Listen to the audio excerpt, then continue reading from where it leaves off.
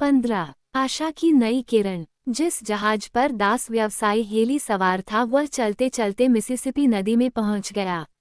इस जहाज पर रुई के ढेर लदे हुए थे। इस कारण दूर से यह एक सफेद पहाड़ सा दिखाई देता था। जहाज के डेकों पर बड़ी भीड़ थी। सबसे ऊंचे डेक के एक कोने में एक रुई के गट्ठे पर टॉम बैठा हुआ था। कुछ तो शेल्वी साहब के कहने से और कुछ टॉम का सीधा स्वभाव देखकर हेली का उस पर विश्वास हो गया था। पहले वह उसे हर समय अपनी आंखों के सामने रखता था और जंजीर से जकड़े रहता था, पर जब उसने देख लिया कि टॉम अपनी वर्तमान दशा में कोई असंतोष नहीं प्रकट करता तब उसके बंधन खोल दिए और उसे इच्छानुसार घूमने का अधिकार दे दिया। दूसरे दासों के साथ यह रियायत नहीं थी। काम न रहने पर टॉम ऊपर देख के एक रुई के गट्ठे पर जाकर बैठ जाता और एकाग्रचित होकर बाइबल पढ़ा करता। इस समय भी वह बाइबल पढ़ रहा था। नदी के किनारे खेत ही खेत दिखाई पड़ रहे थे। उनमें हजारों दास दासी फूस की झोपड़ी डालकर रहते थे। इनसे थोड़ी ही दूर पर खेत के मालिकों के सुंदर बंगले और आराम बाग थे। ये हृदय स्पर्शी दृश्य देखते देखते टॉम के हृदय में पिछली बातें जाग उठीं। उसे केंटाकी के मालिक के खेत और उससे सटी हुई अपनी हवादार कुटिया का ध्यान आ गया। संगी साथियों की दावतें उसकी आंखों के सामने नाचने लगीं। उसकी स्त्री संध्या समय का भोजन बना रही है। उसके पुत्र हंस हंसकर खेल रहे हैं। सबसे छोटा लड़का उसकी गोद में बैठा हुआ अपनी तोतली बोली से उसे खुश कर रहा है। टॉम एकाएक चौंक पड़ा, देखा पेड़ पल्लव खेती बाड़ी सब एक एक करके पीछे छूटे जा रहे हैं। जहाज के कल पुर्जों की आवाज फिर सुनाई देने लगी। तब उसे अपनी वर्तमान अवस्था का स्मरण हुआ और जान पड़ा कि अब वे सुख के दिन सदा के लिए उसे छोड़ गए। उसके हाथ में जो बाइबल थी उस पर आंसू टपकने लगे। आंखें पोंछकर टॉम बाइबल में शांति के उपदेश ढूंढने लगा। उसने बड़ी उम्र में पढ़ना सीखा था, इससे उसे जल्दी जल्दी पढ़ने का अभ्यास नहीं था। वह एक एक शब्द का अलग अलग उच्चारण करते हुए पढ़ रहा था। अपने हृदय में अशांति मत पैदा होने दो। पिता की यहाँ बहुत स्थान है। मैं वहाँ तुम्हारे लिए जगह करने जा रहा हूँ। इस संसार में तुम्हारा जीवन चाहे किसी दशा में क्यों न कटे, किंतु परमपिता की मंगलमय भुजाएं तुम्हारे लिए सदा फैली हुई हैं। बाइबल में ये शांतिप्रद और आशाप्रद उपदेश पढ़कर टॉम के हृदय में धीरज आ गया। वह बड़ा पक्का विश्वासी है। कुटिल दर्शनशास्त्र की विषाक्त युक्तियां और जटिल विज्ञान के तर्क वितर्क उसके स्वभाव सिद्ध विश्वास की जड़ पर कुठार नहीं चला सकते। ये तो वह स्वप्न में भी नहीं सोचता कि बाइबल की बात भी झूठी हो सकती है।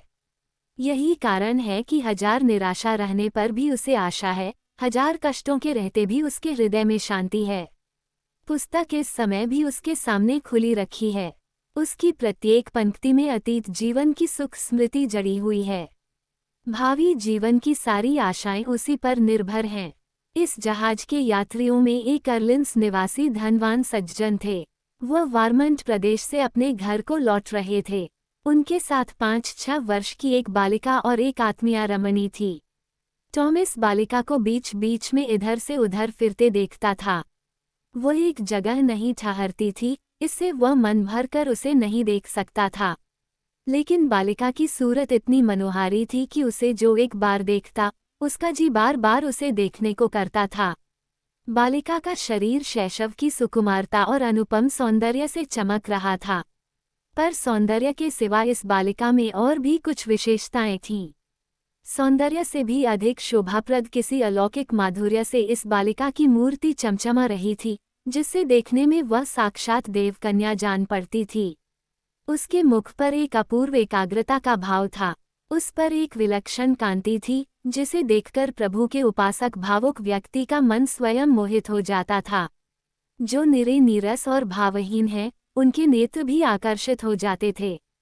यद्यपि उस आकर्षण का मतलब उनकी समझ में नहीं आता था, तथापि उनके हृदय में उस मुख की छाया प्रतिबिंबित होने लगती थी। इन भावों के होते हुए भी बालिका के मुख पर विशेष गंभीरता या विषाद के चिन्ह नहीं दिख पड़ते थे, बल्कि वह चपल और खिलाड़ी जान पड़ती थी। वह देर तक एक जगह नहीं टिकती थी। अलमस्त मन ही मन गाती हुई कभी इधर तो कभी उधर फिर रही थी। पिता और वह आत्मीया रमणी बराबर उसकी ताक में लगे थे। जहां वह उनके पास पहुंची कि वे उसे पकड़ लेते थे, पर वह फिर अपने को छुड़ाकर भाग जाती थी, लेकिन वे उसे कहते कुछ नहीं थे। वह सदा ही सादे सफ़ेद वस्त्र पहने रहती थी और मजा ये कि बराबर नाना स्थानों में दौड़ धूप करते रहने पर भी उसके उन स्वच्छ सफ़ेद वस्त्रों में दाग या धब्बा नहीं लगने पाता था। जहाज के मल्लाह और खलासी अपने अपने कामों में लगे हुए हैं। बालिका एक एक कर हर एक के पास जाकर खड़ी होती है, सरल नेत्रों से उसकी ओर देखती है और सोचती है कि इसे कोई दुख तो नहीं है, इसे कोई पीड़ा तो नहीं है। बालिका कभी कभी भीड़ में घुस जाती है और उसे देखकर कितने ही कोमलता रहित शुष्क अधरों पर स्नेहमयी मुस्कुराहट छा जाती है। यदि कहीं बालिका को जरा भी ठोकर लगी या फिसलने की संभावना हुई, तो तत्काल कितने ही कठोर हाथ उसे पकड़कर उठा लेने के लिए फैल जाते हैं। जब वह सामने से निकलती है तो सब उसके लिए मार्ग छोड़ देते हैं। टॉम का हृदय स्वभाव से ही कोमल था। सुकुमारता पर मोहित होना सहृदय नीग्रो लोगों का एक जातीय गुण है। पहली बार देखते ही टॉम इस बालिका को मन ही मन प्यार करने लगा। वो इस सुकुमारी बालिका को देवदूत समझने लगा। बालिका कभी कभी जंजीर से बंधे हुए हेली के दासों के पास खड़ी होकर खिंचित से उनकी ओर देखती है, उनकी जंजीरों को हाथ में लेकर हिलाती डुलाती है, अंत में ठंडी सांस लेकर वहां से हट जाती है। बालिका की ओर टॉम बड़ी उत्सुकता से देखता था और जब वह पास आती तब उससे बातें करना चाहता था, पर ऐसा करने की उसकी हिम्मत नहीं हो रही थी। बालक बालिकाओं को खुश करने में टॉम बहुत ही कुशल था। वो तरह तरह के बाजे, गुड़ियां और खिलौने बनाने में बड़ा उस्ताद था। जब वह शेल्वी साहब के यहाँ था तब बालक बालिकाओं के लिए खिलौने बनाने की सामग्री अपनी जेब में रखता था। उनमें से कुछ चीजें अब तक उसकी जेब में पड़ी थीं। एक दिन वो बालिका उसके पास आकर खड़ी हो गई। मौका देखकर टॉम बातचीत करने की इच्छा से एक एक करके जेब से तरह तरह की चीजें निकालने लगा। बालिका शर्मीली थी। पहले तो वह कुछ न बोली, पर धीरे धीरे उसके मन में कौतूहल और प्रसन्नता का रंग जम गया। टॉम जब खिलौने बना रहा था तब वो कुछ दूर बैठी बड़े ध्यान से उसके बनाने के ढंग देख रही थी। जब खिलौने बनकर तैयार हो गए तब टॉम एक एक करके बालिका के हाथ में देने लगा। बालिका संकोच सहित उसके हाथ से खिलौने लेने लगी। धीरे धीरे बालिका की लज्जा दूर हुई और दोनों में परिचितों की भांति बातें होने लगीं।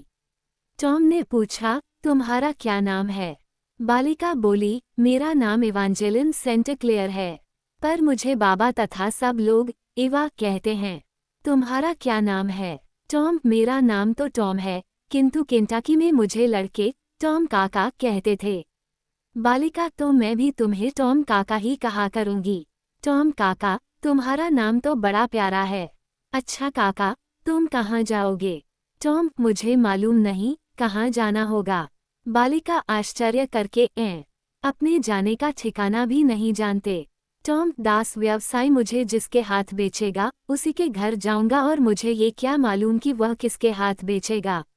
बालिका, मेरे पिता तुम्हें खरीद सकते हैं। हमारे यहाँ तुम सुख से रहोगे। मैं अभी जाकर पिता से तुम्हें खरीद लेने के लिए कहूंगी। टॉम, अच्छा कहना। इन बातों के जरा ही देर बाद जहाज लकड़ी लाने के लिए रुक गया। कुलियों के काम में सहायता करने के लिए टॉम किनारे पर जा रहा था। इसी समय इवा अपने पिता से बातें करते करते अकस्मात जहाज से नदी में गिर पड़ी। उसका पिता उसके पीछे कूदने ही वाला था कि पीछे से एक आदमी ने उसे पकड़ लिया। इधर टॉम ने इसके पहले ही पानी में कूदकर इवा को पकड़ लिया था। इवा धारा में कुछ दूर बह गई थी, पर टॉम अच्छा तैराक था। वो उसे पकड़कर तैरकर जहाज पर चढ़ आया। इवा बेहोश हो गई थी। उसके पिता उसे कमरे में ले जाकर होश में लाने के लिए नाना प्रकार के उपाय करने लगे।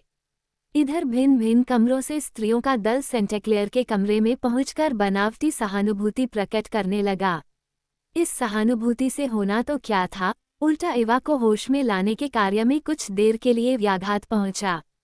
वास्तव में इस संसार में बहुतेरे रोगियों को रोगशया पर इन सब परोपकारियों के ही कारण असामयिक मृत्यु का शिकार बनना पड़ता है। इवा बहुत शीघ्र होश में आ गई, पर उसके शरीर में कमजोरी कई दिनों तक बनी रही। चलते चलते जहाज अर्लिन्स पहुंचा। यात्रियों ने अपना सामान बांधना आरंभ किया। टॉम ने नीचे के गोदाम से देखा कि इवांजेलिन का हाथ पकड़े हुए सेंट क्लेयर साहब हेली के पास खड़े बातें कर रहे हैं और जब तब हेली की बातें सुनकर हंस पड़ते हैं। कुछ पल के बाद सेंट क्लेयर ने कहा, अजी, समझ लिया कि तुम्हारा ये काला गुलाम बड़ा धर्मात्मा है। देश भर का सारा ईसाई धर्म इसी काले चमड़े में भरा है। अब ये बोलो कि इस मरको चमड़े में भरे हुए ईसाई धर्म के क्या दाम लोगे? ज्यादा से ज्यादा मुझे कितना ठगना चाहते हो? हेली साहब, आपसे हम मजाक नहीं करते। 1300 से एक कौड़ी कम नहीं लेंगे। आपके सर की कसम खाकर कहते हैं, हमें इन 1300 में कोई बड़ा नफा नहीं है, लेकिन सेंट क्लेयर, लेकिन जान पड़ता है, आप 1300 में बेचकर मुझ पर बड़ी मेहरबानी कर रहे हैं।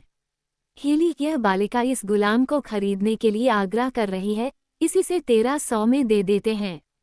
सेंट क्लेयर हंसते हुए, जी हाँ, तो ये कहिए ना कि मुझ पर नहीं, आप इस लड़की पर मेहरबानी कर रहे हैं। खैर, तो अब ये बताइए कि टॉम के ठीक दाम क्या लीजिएगा? हेली साहब, जरा एक बार माल की तो परख कीजिए। कैसा हट्टा कट्टा चौड़ा मजबूत आदमी है। क्या बड़ी खोपड़ी है। जान पड़ता है, अक्ल से भरी हुई है। आपकी सौगंध, चीज आला दर्जे की है। ऐसे गुलामों के बड़े दाम होते हैं। अपने मालिक का सारा काम ये बड़ी ईमानदारी से करता था। बड़े काम का आदमी है। एक बार इसके पहले मालिक का सर्टिफिकेट देख लीजिए, फिर कहिएगा। ये बड़ा धर्मात्मा है। इसे केंटाकी भर के गुलाम अपना पादरी मानते थे। सेंट क्लेयर हंसते हुए, खूब, तब तो हम इसे अपने घर का पादरी बना लेंगे। लेकिन हमारे यहाँ धर्म का आडंबर बहुत थोड़ा है। इससे शायद पादरी साहब के लिए काम न मिले। हेली, आप तो सभी बातें मजाक में उड़ा देते हैं। हम आपसे क्या कहें? सेंट क्लेयर, ये कैसे? हमने आपकी कौन सी बात मजाक में उड़ाई है? आप ही ने तो अभी फरमाया कि यह आदमी पादरी का काम करने की योग्यता रखता है। हाँ, जरा दिखलाइएगा तो इसके पास किस विश्वविद्यालय या किस लर्द बिशप का सर्टिफिकेट है। इसी समय इवांजेलिन ने चुपके से अपने पिता के कान में कहा, बाबा, इसे खरीद लो। ये थोड़े से रुपए तुम्हारे लिए कुछ नहीं हैं। इस आदमी को खरीदने की मेरी बड़ी इच्छा है। इस पर सेंट क्लेयर ने इवा की थोड़ी पकड़कर हंसते हुए पूछा, क्यों इवा, इसका क्या करोगी? क्या इसे घोड़ा बनाकर खेलेगी? इवा, बाबा, मैं इसे सुख से रखूंगी। इसका दुख दूर करने के लिए इसे खरीदना चाहती हूँ। सेंट क्लेयर, वाह, यह नई बात सुनी। इसे सुखी करने के लिए तू खरीदना चाहती है। इतने में हेली ने शेल्वी साहब के दिए हुए टॉम के सर्टिफिकेट को निकालकर सेंट क्लेयर के हाथ में दिया। सेंट क्लेयर ने अक्षर देखकर कहा, लिखावट तो भले आदमी की सी है।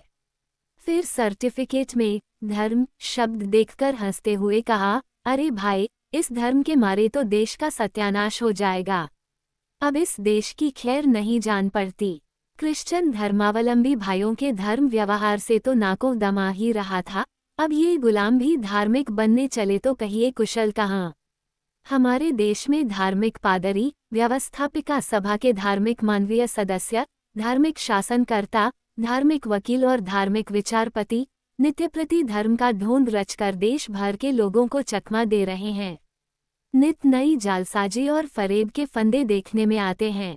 पर ये गुलाम भी अब धार्मिक बनने चले हैं, ये बड़ी कठिनाई है। लगता है अब धार्मिक बनकर काम करना मुश्किल हो जाएगा। आजकल तो गोरे इन गुलामों के लिए धर्म का काम करते हैं। इससे काम की कमी नहीं, परंतु अब जब ये गुलाम भी धार्मिक होने लगे तो देश में ऐसा कोई आदमी ही नहीं रह जाएगा जिस पर धर्म की मूठ चलाई जा सके। खैर, बोलिए, इस धर्म की आप क्या कीमत चाहते हैं? क्या धर्म का भाव आजकल कुछ बढ़ गया है? किसी समाचार पत्र में तो नहीं देखा। हाँ, तो कहिए जनाब, इसके लिए क्या भेंट चढ़ानी पड़ेगी? हेली, असल में आप इसे खरीदना नहीं चाहते, यूं ही मजाक कर रहे हैं। हम आपकी इस बात को मानते हैं कि इस दुनिया में कितने ही आदमी धर्म का जामा पहनकर लोगों पर हाथ साफ करते हैं, लेकिन सच्चे आदमी भी दुनिया से निर्बीज नहीं हुए हैं। जो सच्चा धार्मिक है वो दुनिया को कभी धोखा नहीं देता। आप इस सर्टिफिकेट पर गौर क्यों नहीं करते?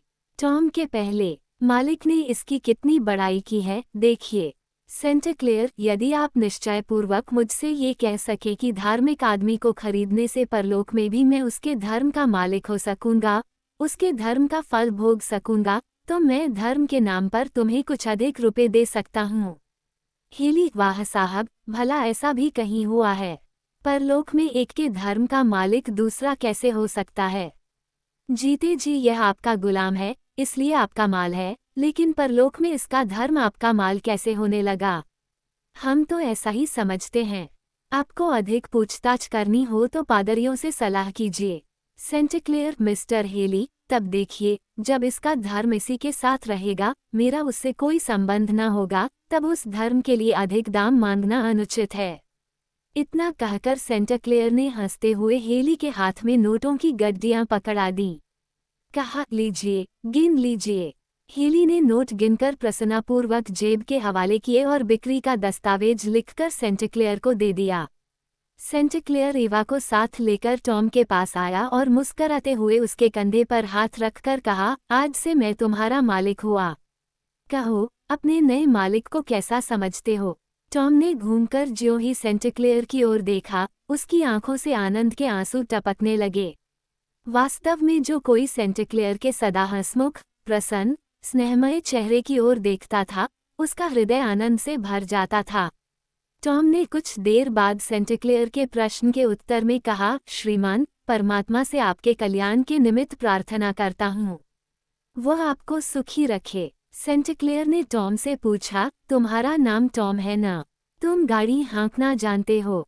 टॉम ने कहा, मैं अपने पुराने मालिक शेल्वी साहब के यहाँ बराबर गाड़ी चलाता था। ये सुनकर सेंटेक्लेयर ने कहा, तो ठीक है, तुम्हें गाड़ी हाँकने का काम दिया जाएगा। लेकिन देखना, बिना जरूरत सप्ताह में एक बार से ज्यादा शराब मत पीना। रोज शराब पीकर गाड़ी हाँकोगे तो किसी न किसी दिन जान से हाथ धोना पड़ेगा। पहले तो टॉम को ये बात सुनकर बड़ा अचंभा हुआ, फिर उसने दुख भरे शब्दों में बड़ी नम्रता से कहा, जी, मैं शराब नहीं पीता। सेंटेक्लेयर ने टॉम के ये कातर वचन सुनकर कहा, हाँ, मैंने सुना है कि तुम शराब नहीं पीते। ये बहुत अच्छा है, पर तुम्हारे दुखित होने की कोई बात नहीं है। मैंने तो यूं ही कह दिया था। तुम्हारी बातचीत से मालूम होता है कि तुम सब काम अच्छी तरह निभा लोगे। टॉम ने कहा, जी, कोई भी काम हो, उसे मैं जी से करने की चेष्टा करता हूँ। इसी बीच इवांजेलिन ने टॉम का हाथ पकड़कर कहा, टॉम काका, तुम्हें कोई डर नहीं। हमारे यहाँ तुम बड़े आनंद से रहोगे। बाबा कभी किसी को कष्ट नहीं देते। बाबा से कोई बात करने आता है तो वे हंसते ही रहते हैं। सेंटेक्लेयर ने प्यार से एवा के सिर पर हाथ फेरकर कहा, इस प्रशंसा के लिए मैं तेरा कृतज्ञ हूँ।